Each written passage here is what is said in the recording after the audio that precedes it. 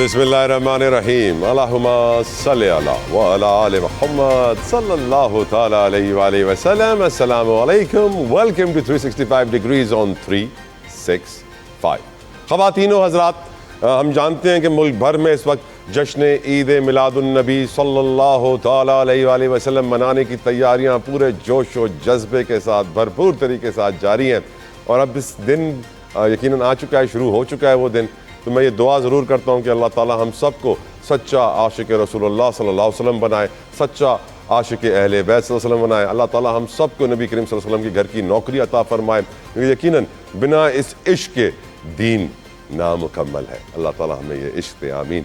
ख़वातीन व हज़रात, आज पाकिस्तान के हालात का जिक्र किया जाए तो यकीनन इस बात में कोई शक व शुबा नहीं कि नबी करीम सल्लल्लाहु अलैहि वसल्लम की तालीमात हो, कुरान पाक में अल्लाह सुब्हानहू व तआला का हमें अहम हुक्म हो, तो अदल व इंसाफ की अहमियत से कोई इनकार नहीं कर सकता।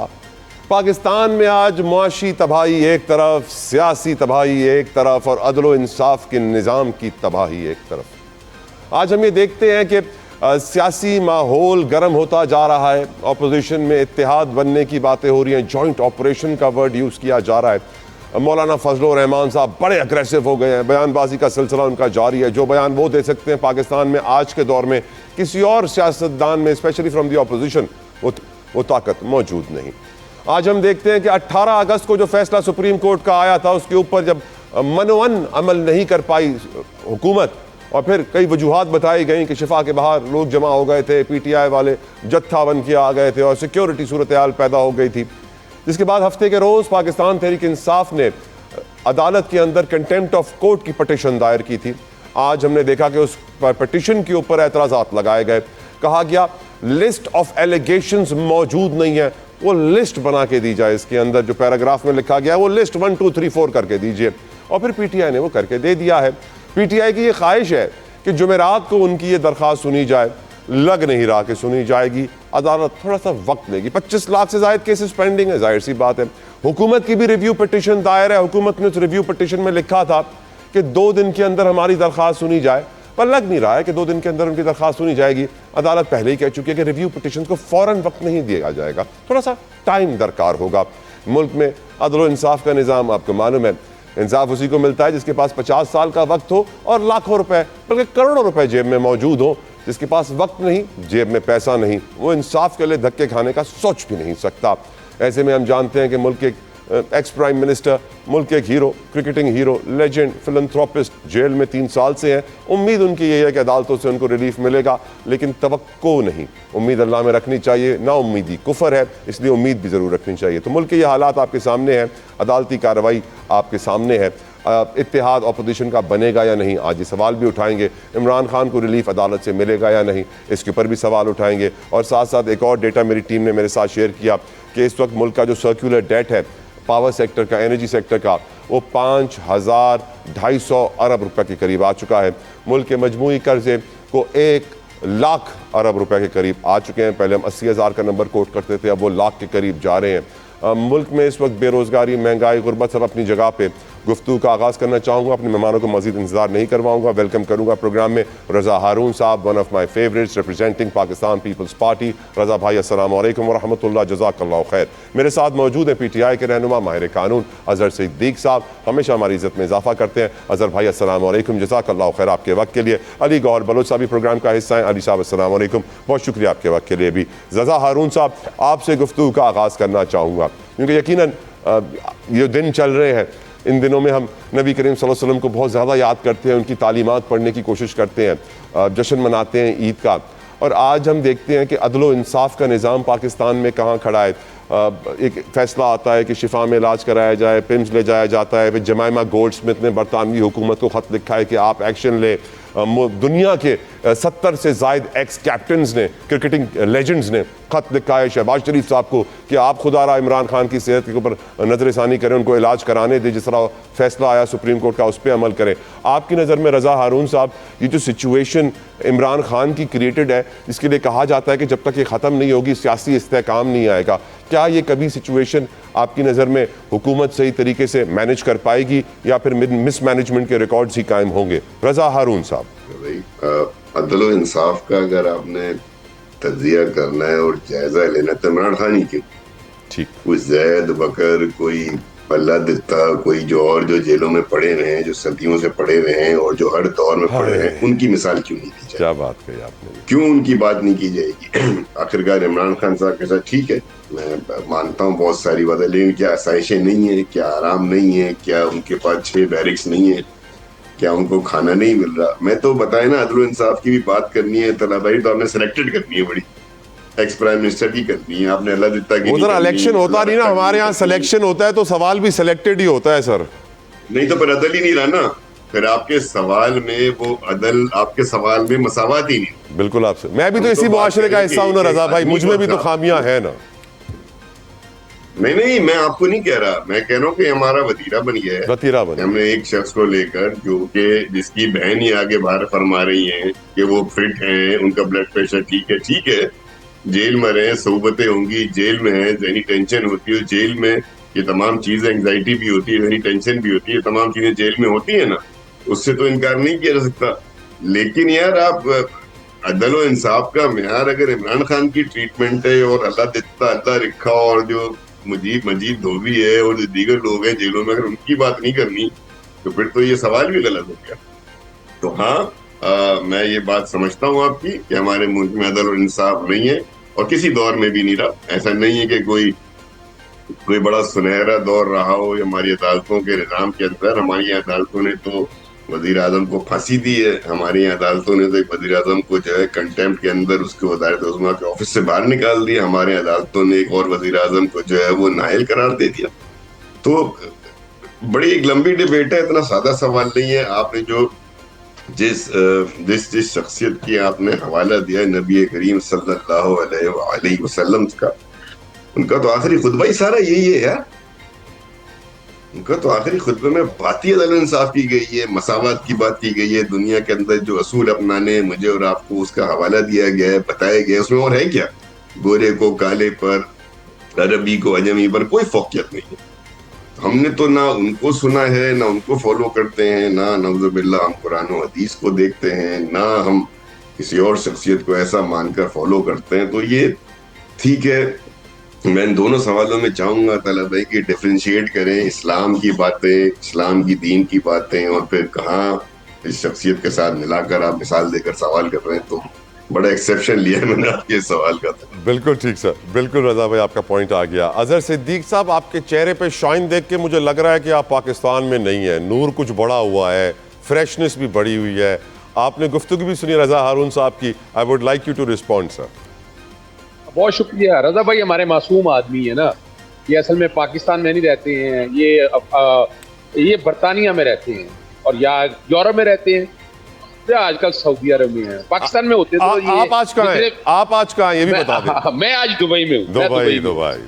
अच्छा चले, मैं रजा भाई के लिए, अदालतों में चरागे अदल जलते क्यों नहीं, सवाल हक के हैं लेकिन जवाब मिलते क्यों नहीं, जो बेगुनाह है वो दर बदर फिरते हैं, जो अबासर हैं कटहरे में आते क्यों नहीं। ये कैसा अदल है, कैसा निज़ाम इंसाफ कि हक की बात पे लब खिलते खुलते क्यों नहीं। फैसला भाई ने तो चार्जशीट दे दिया हुकूमत के लिए, फॉर द टाइम भी इमरान खान को एक तरह रख ले, उन्होंने तो कच्चा चटा खोल के रख दिया हुकूमत। फिर इस हुकूमत का मुतालबा करें ना, इनसे वो हटाएं इनको।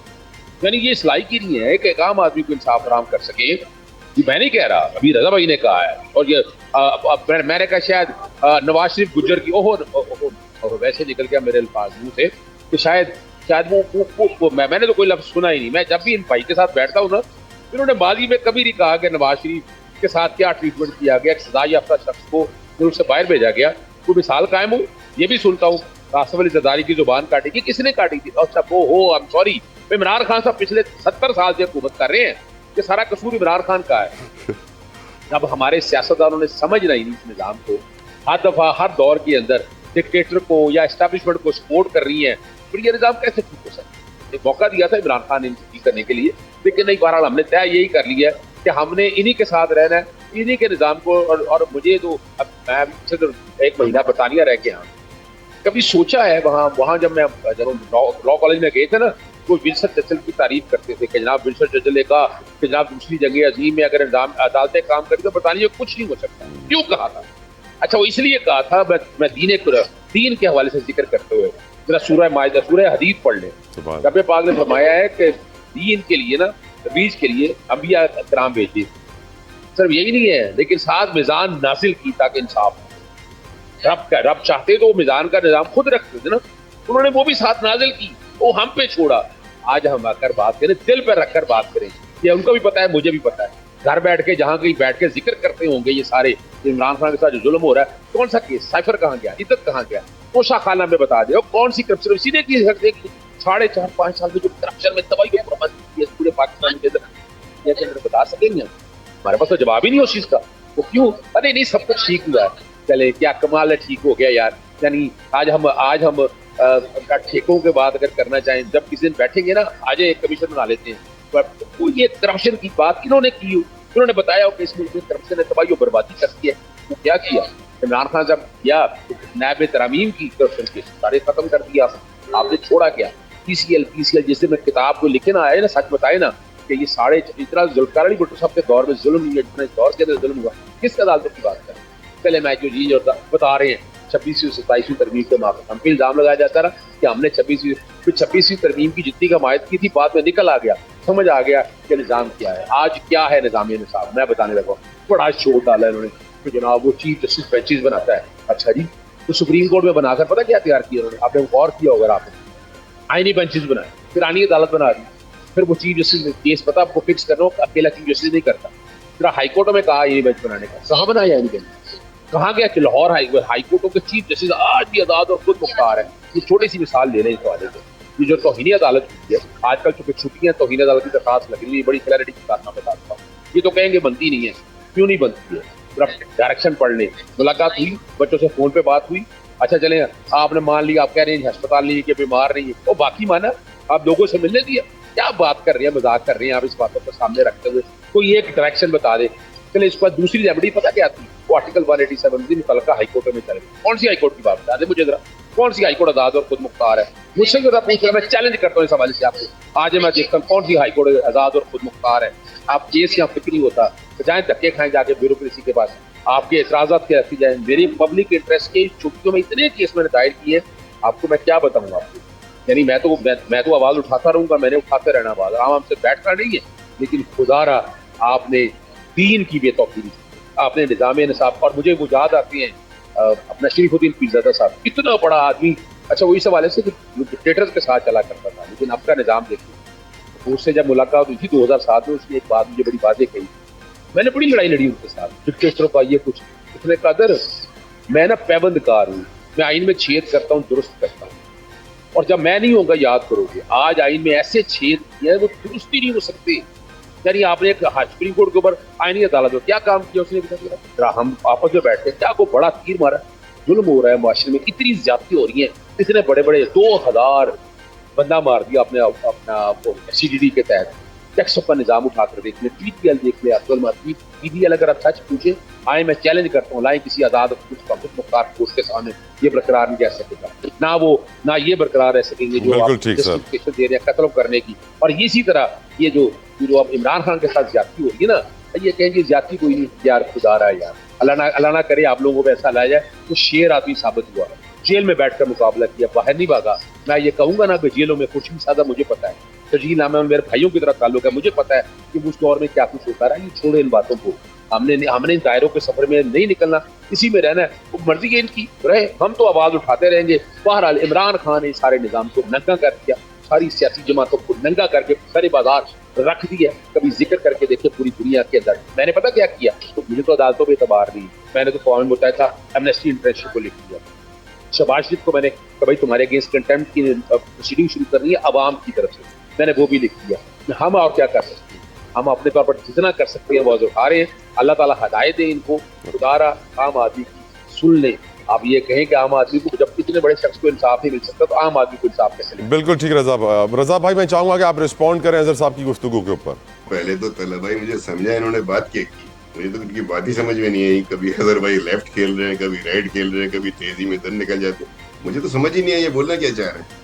देखें, आपने जो सवाल किया था उसका जवाब कुछ और था। जहां तक बात है उनको रिस्पॉन्ड में किस बात का करूं, मुझे बताएं ना, कोई उनका कुछ सवाल हो, कोई जवाब हो। अपने दौर में पाकिस्तान के साबिक वजीर आजम को आपने जेल किया, अपने दौर में leader of the president Shahbaz Sharif को उठा के आपने जेल में किया, अपने दौर में आपने शाहिद खकान अब्बासी को जेल किया, अपने दौर में मीर शकील रहमान को आपने बंद कराया, अपने दौर में आपने दीगर साद रफीक को, राना सनाउल्लाह को, आसिफ अली जरदारी साहब को, फरियाल तालपुर साहबा को उठाकर आप रात के अंधेरे में अस्पताल से जेल मुंतकिल कर दिया। आप हो किस दुनिया में यार अजहर भाई? जब बात करते हो तो अपना दौर को याद भी रहता है कि नहीं याद रहता? अपने दौर में एक एमएनए भी नाम नहीं ले सकता, पता नहीं अली वजीर साहब का, आपने उनको जेल में रखा यार।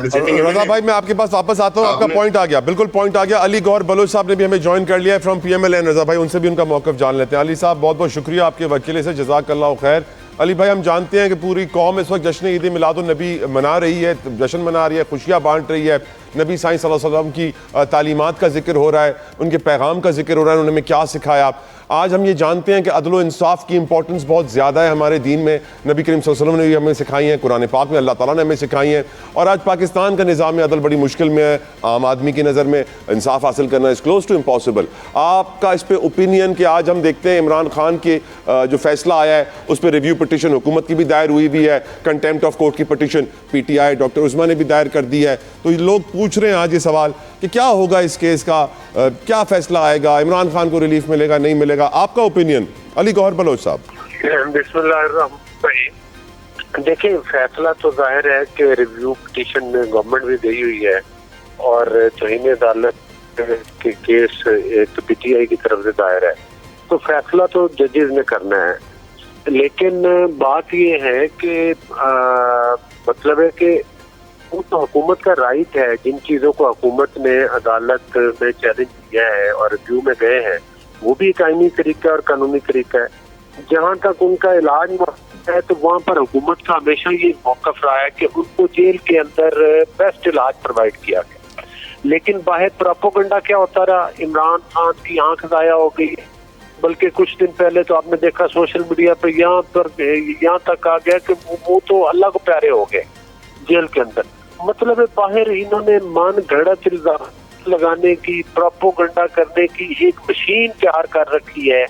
और उसका खुलासा क्या निकला कि जब मैंने खुद प्रेस कॉन्फ्रेंस में बैठ के इन्हीं के बयानात की नफी कर रही है, वो कह रही है कि अल्हम्दुलिल्लाह फिट, आंख फिट, फलां चीज फिट, अल्लाह उनको फिट रखे, हमें इस बात की खुशी है से। लेकिन बात ये है कि मकसद ये है कि ये झूठ कितने बोलते हैं। और दूसरी बात ये है कि जब भी उनको इलाज की जरूरत पड़ी है, बेस्ट इलाज उनका वो करवाया गया है, मतलब है कि जो बेस्ट डॉक्टर्स हैं उनके जरिए, और कई दफा उनका विजिट हॉस्पिटल का करवाया गया। तो अब तो सिर्फ एक बात पर डिस्प्यूट कि उनको अल शफात क्यों नहीं ले जाया गया, तो उसके लिए हुकूमत रिव्यू में गई हुई है, उसका फैसला हो जाएगा कि वो मतलब उनको जाना चाहिए था या नहीं जाना चाहिए था। हुकूमत है, सिक्योरिटी रिस्क है, प्राइवेट इदारा है, और ख़ास तौर पर जो भी जाहिर है कि एक कानूनी निकात है उस पर हुकूमत ने अपने वादे कर दिए हैं। और उन्होंने तो यहाँ तक कहा है कि इख्तियार अदालत का मतलब इस तरह से नहीं था, लेकिन बहरहाल वो अगर हुकूमत के तरफ से हुकूमत को भी नोटिस किया जाता, उनका मौक़िफ़ लिया जाता और उस फैसला किया जाता ज़्यादा बेहतर है। लेकिन अब भी जो अदालत फैसला करेगी उसको तस्लीम किया जाएगा। लेकिन मैं हैरान हूँ कि जिस तरह ये लोग आज पढ़ रहे थे इमरान खान की सेहत को लेकर, मतलब उनकी सेहत भी ठीक है, ये अपना दौर भूल गए जब ये बानी PTI साहब पढ़ते थे और रोज इनके जो वकला और इनके जो गुजरा थे वो ऐलान करते थे आज राना सनाउल्लाह गिरफ्तार हो जाएगा, आज ख्वाजा आसिफ गिरफ्तार हो जाएगा, फलाना गिरफ्तार हो जाएगा। खुद कैमरे लगवाए हुए थे, मुंह पे हाथ फेर के कहता था, कभी कहता था मैं फलां का AC उतरवा दूंगा, मैं फलां का ये करवा दूंगा। तो देखें खुद तो ITS सिस्टम के जरिए आया, एस्टेब्लिशमेंट आज भी कहता है कि मैं एस्टेब्लिशमेंट से बात करूंगा, NRO की सदाएं दे रहे हैं राइट सर। तो ये किस असूल की किस कानून की बात करते हैं? अपना दौर आता है तो ये अपने दौर में इनसे बड़ा यजीद कोई नहीं था, अपने दौर के ये जालिम तरीन हुक्मरान साहब है, तुम्हें जितना चलता था। आप ये कहते हैं कि हमने इन्हें मशवरा दिया था कि स्टेट के ऊपर हमला कर दें और स्टेट की तनसीबात को आग लगा दें। बिल्कुल ठीक। व्यूअर्स डिस्कशन जारी रहेगी, यहाँ वक्त हुआ एक ब्रेक का, don't go anywhere, keep watching 365।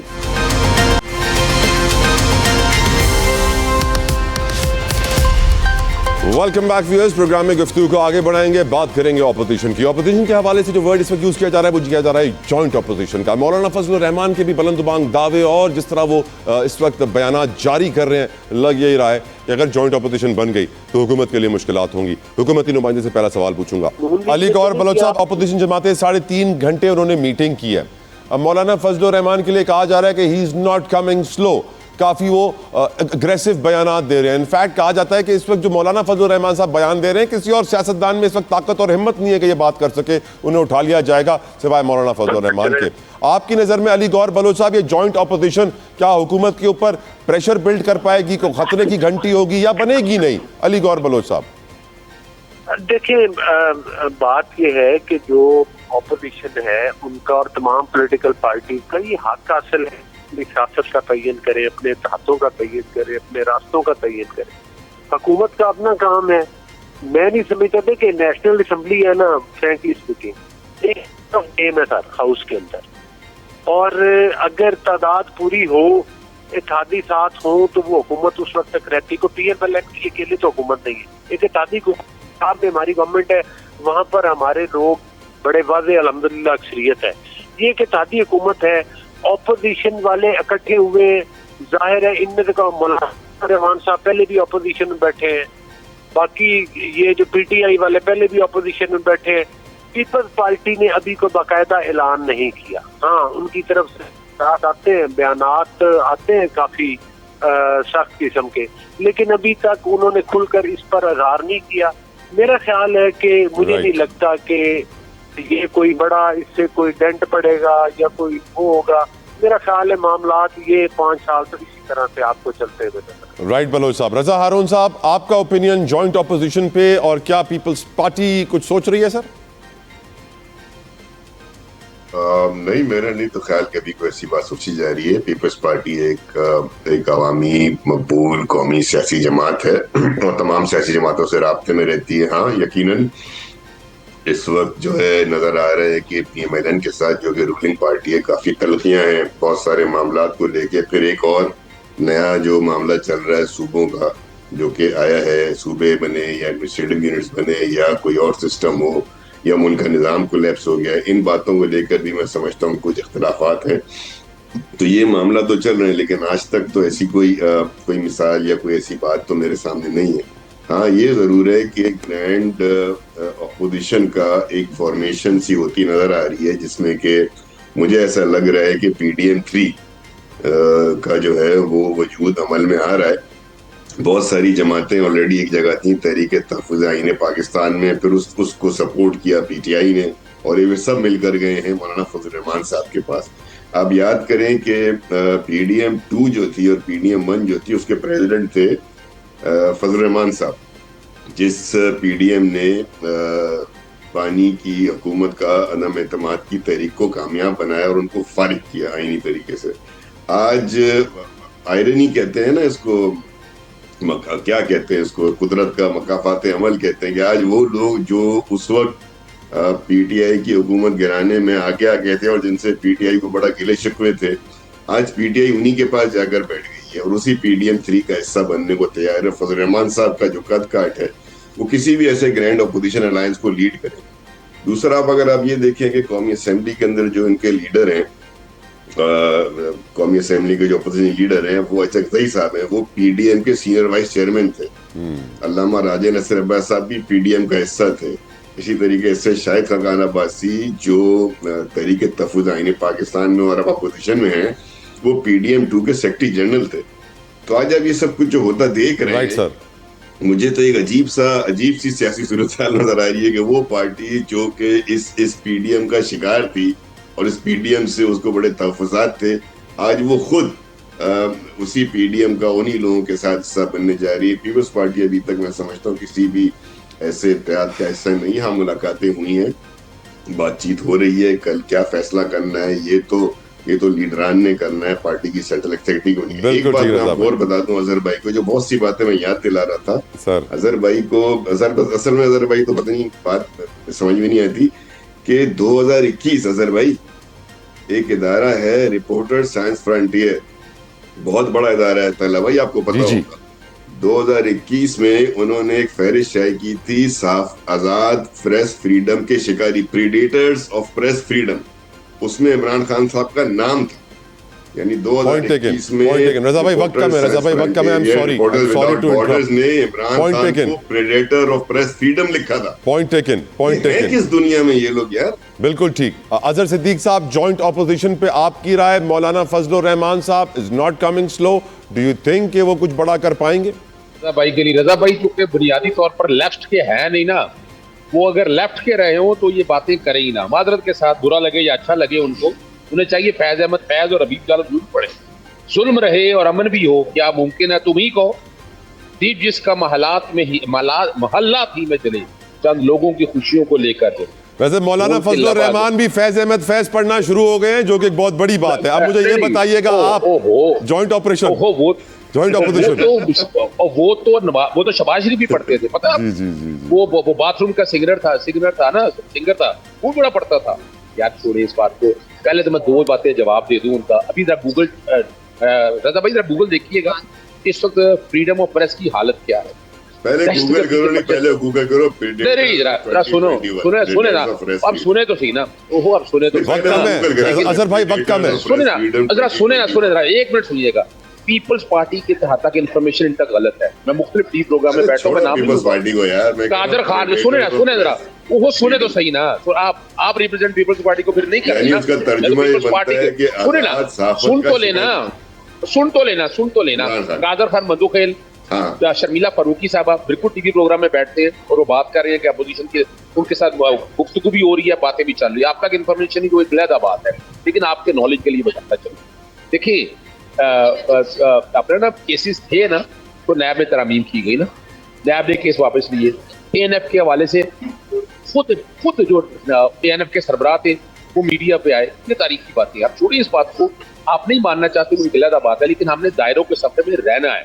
और इस मुल्क की तबाही और बर्बादी आज जो हो रही है ना, इसमें उन सियासी जमातों का हाथ है जिन्होंने अपनी ताकत जो है ना कुछ और लोगों के हाथ में दे दी। अब 1 मिनट ठहरिएगा, मुझे बात करने दे पहले। मैंने बहुत सुन लिया आपकी बात आज आपकी, मैंने सारी बात। भाई वक्त कम है, मैं आपके पास 30 सेकंड्स बचे हैं। ना अब मैं देखिए 3-4 चीजें बता दूं। अपोजिशन का ग्रैंड अलायंस हो रहा है, अपोजिशन का ग्रैंड अलायंस हो रहा है, अपोजिशन का सुने रहा। रजा भाई I will come to you, Raza भाई I will come to you, Raza भाई I will come to you. Azhar भाई कंप्लीट करें। अच्छा जी, मैं रजा भाई आऊंगा आपके पास।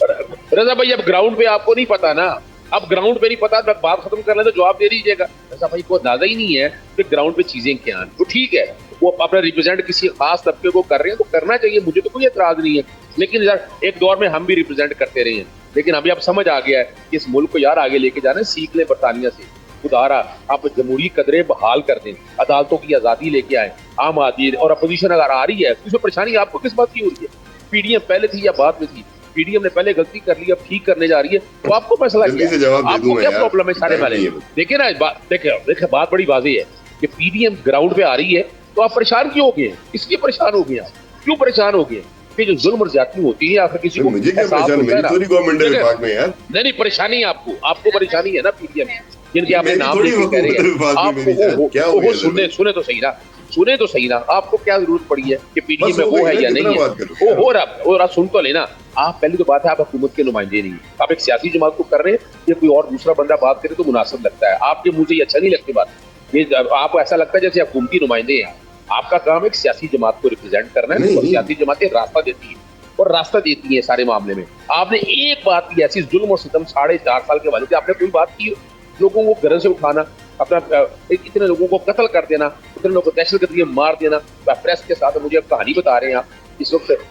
आप भूल गए अरशद शरीफ को, आप भूल गए तमाम हमारे जर्नलिस्ट के साथ क्या जुल्म और ज्यादतियां हो रही हैं, जो दहशतगर्दी के पर्चे दर्ज हो रहे हैं, हम बोलने को जा नहीं रहे। छोड़े इन बातों को यार, पीपल्स पार्टी की ये तारीफ नहीं है। पीपल्स पार्टी ने डिक्टेटर के अब अजहर भाई आपने इतनी बातें कर दी हैं तो रजा हारून साहब रिस्पॉन्ड करने दें उनको भी। रजा भाई आप रिस्पॉन्ड कीजिए प्लीज।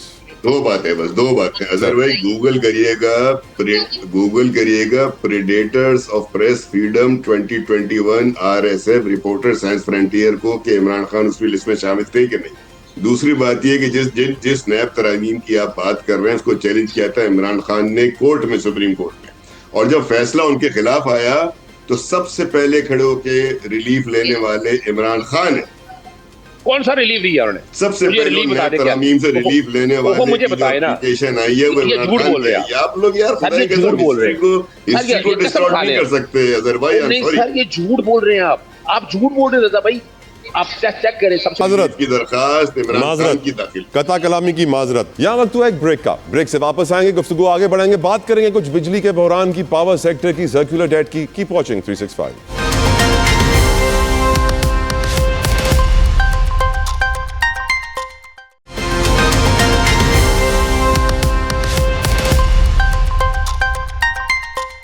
Welcome back viewers. अब बात कर लेते हैं कुछ बिजली के बहरान की। मुल्क भर में आप जानते हैं बिजली का बहरान है, लोड शेडिंग बढ़ रही है, एहतजाज का सिलसिला है। कराची में गुज़िश्ता रोज़ बड़ी ट्रैफिक जैम की सूरत हाल थी। वजह यही थी कि लोग एहतजाज कर रहे थे। सर्कुलर डेट का नंबर मेरे सामने आया, 5000 अरब से ऊपर है। वज़ीर आज़म जब ताकत में आए थे, शहबाज शरीफ, तब कहा था कि मैं सर्कुलर डेट ख़त्म करूँगा। इसी पर सवाल करना चाहूँगा और इस वक्त भी कम है तो हर मेहमान के पास 1 मिनट होगा। मैं ये सवाल जो है पहले अजहर सिद्दीक साहब आपकी तरफ रखना चाहूँगा। मुल्क में इस वक्त बिजली की लोड शेडिंग ने आवाम को शदीद परेशान कर रखा है। आज मुझे मालूम पड़ा कि हमारे एनर्जी सेक्टर का जो सर्कुलर डेट है वो 5286 बिलियन पे खड़ा है। शहबाज शरीफ नए आए थे, कहा था मैं इदारों के दरमियानी जो सर्कुलर डेट है ज़ेरे गर्दिश कर दे, इनको ख़त्म करूँगा, नहीं कर पाए। बिजली की लोड शेडिंग, पेट्रोल की बढ़ती कीमतें, गैस नहीं आती घर में, आपको सिलेंडर भरवाना पड़ता है। इसके ऊपर अजहर भाई आपके पास 1 मिनट है।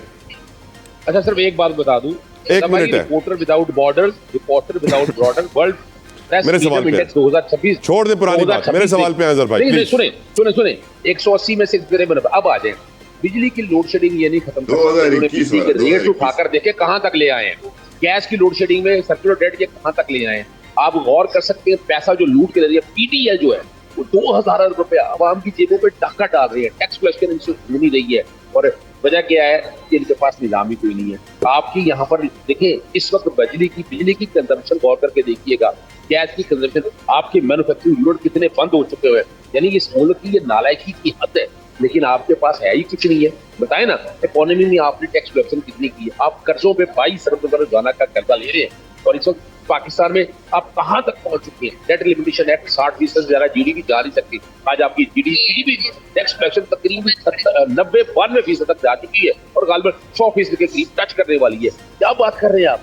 आपने इस मुल्क को लाकर यहाँ दबाव बर्बाद कर दिया। अल्लाह करे कि यहाँ हालात आए तो टेरेबल आई मुल्क की मईशत तबाह करने में, बिजली में जो जुल्म किया है, जो गैस में जो जुल्म किया है, डॉलर आप कंट्रोल नहीं कर सके, महंगाई आप कंट्रोल नहीं कर सके, लॉ एंड ऑर्डर की पोजीशन आप फिर भी वजीर खजाना को सदारती अवार्ड से नवाजा जा रहा है बदतरीन माशी हालात होने के बावजूद। I have to move forward Azhar भाई, आई एम सॉरी। रजा साहब, आपकी नजर में ये जो बिजली की लोड शेडिंग है, पेट्रोल की रोजाना की नई कीमतें हैं, ये पावर सेक्टर क्या का मसला? रजा भाई पहले भाई, जब तक हुकूमत में, चाहे वो किसी की भी हो, चाहे वो पिछले दौरे हुकूमत हो, जब तक उस हुकूमत के अंदर कैबिनेट में ऐसे लोग बैठे हैं जिनके अपने आईपीपी पावर प्लांट्स हैं, जिनका अपना फ्यूल का काम है, जिनका अपना ऑयल का काम है, जब मैं मिसालें दे सकता हूँ, मैं नाम दे सकता हूँ, आपको सब मालूम है, जिनकी अपनी शुगर मिले, अगर ये लोग हुकूमत में बैठे हैं जो कि इसके सबसे बड़े बेनिफिशियरी हैं इस सर्कुलर डेट के, तो ये मसला हल नहीं होगा मेरे भाई, ये मसला हल नहीं होगा। बहुत बहुत शुक्रिया रजा हारून साहब, बहुत बहुत शुक्रिया अजहर सिद्दीक साहब, बहुत बहुत शुक्रिया अली गौर बलोच साहब।